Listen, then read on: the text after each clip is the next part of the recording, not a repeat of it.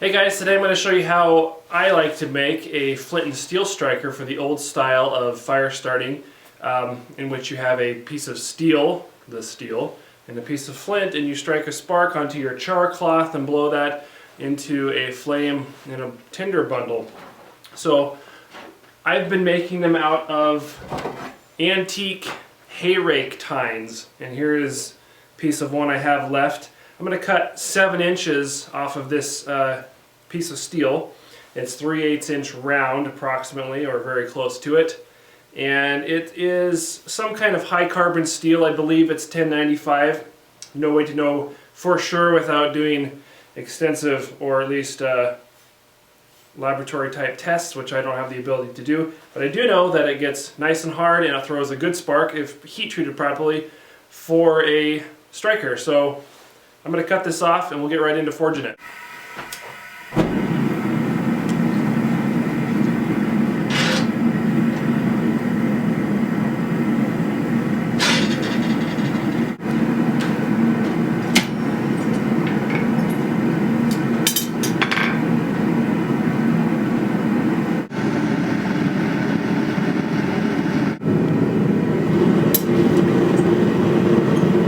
First thing I'm going to do is begin tapering one end.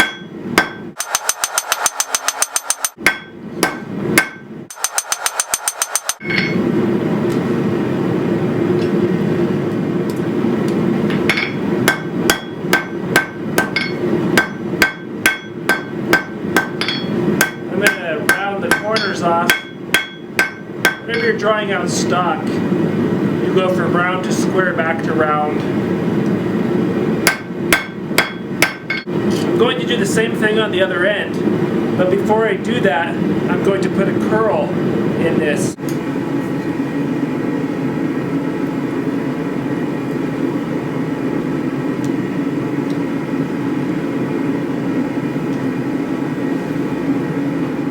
Once I put the curl in with a pair of pliers, I can clean it up with a hammer.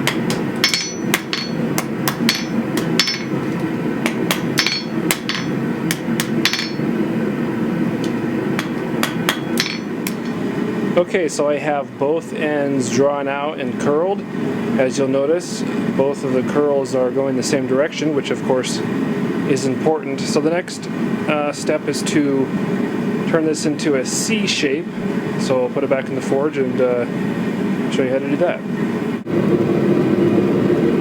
So I have the curl facing up, and I'm going to put a relatively tight radius right here.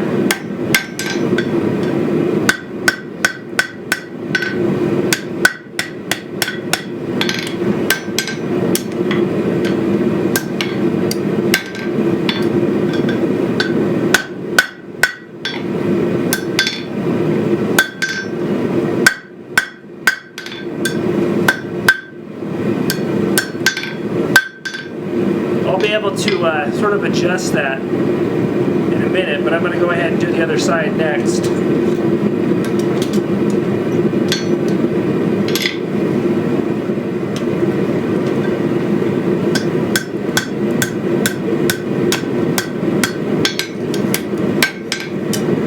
So as you can see, I kind of made this radius a little bit too big for what I'm trying to do here.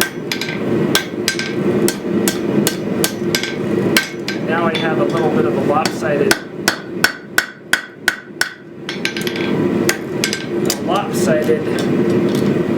C shape, so I have to fix that. I have to draw this, move that out a little bit, kind of pull that out a little bit.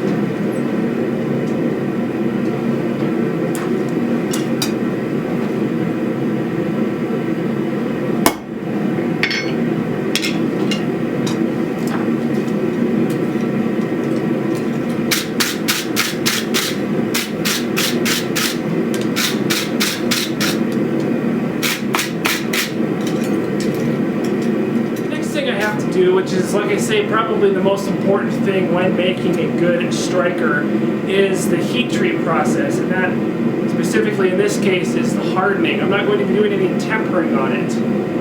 If you don't have a properly hardened piece of steel, even if it has the carbon content necessary to throw a good spark, if it's not hard enough, if it's not properly heat treated, it's not going to work very well. So that's probably the most important part of this process. I'm going to heat it up higher than I normally would to harden a piece of steel like this. So my estimation is it's going to be around 1600 degrees when I quench it. I'm going to quench it in a very fast quenching oil.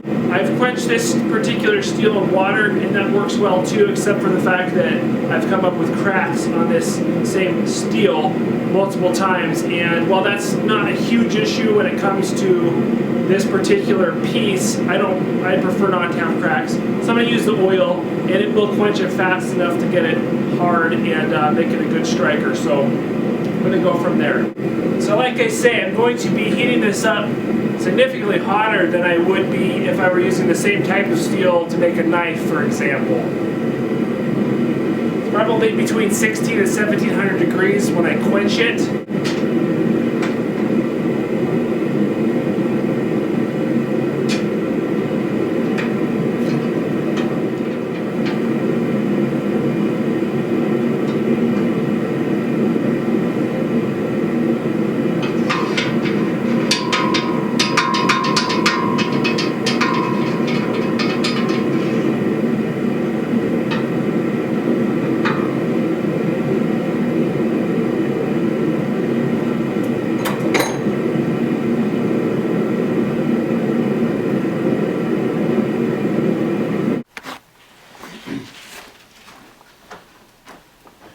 So you could just as easily do this with a file, but I'm going to use the belt grinder to just carefully grind off this portion of the outer layer of this steel, get some good clean hard steel that's underneath there.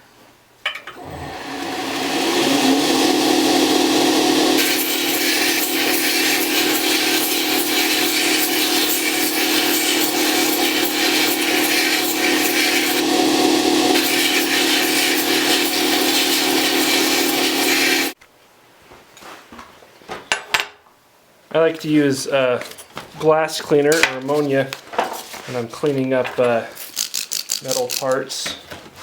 It just kind of works as a cutting agent a little bit and degreaser and so forth.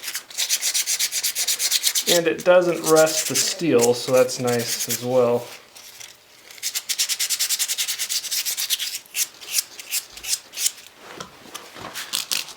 Okay, so here's the finished striker.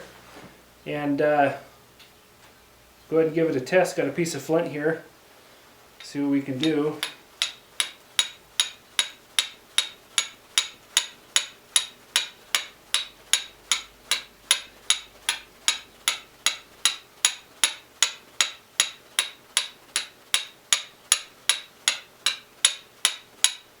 Now I'm not an expert with flint and steel by any stretch, but a couple things I have found is that one of the biggest things is finding a good edge on your flint.